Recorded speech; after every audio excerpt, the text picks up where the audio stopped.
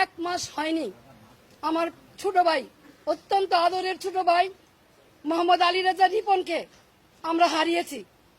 আর সেই ভাইয়ের সুখ এখনো বুঝতে পাই নাই। 3টা ছোট ছোট বাচ্চা, নাবালক বাচ্চা, তার মাঝখান দিয়ে আমাকে এইভাবে অ্যারেস্ট করা হলো, যেখানে আমার বড় ভাই নাই, বোন নাই, আমি সবার বড়। 3টা ছোট ছোট বাচ্চা এবং 1 মাস হয়নি আমার ভাই মারা গেছে, এবং ওদের মাও নাই। 4 বছর আগে ওদের মা মারা গেছে। এইরকম এই অবস্থায় কি কারণে? আমি কি কোনো জুলুমবাজ?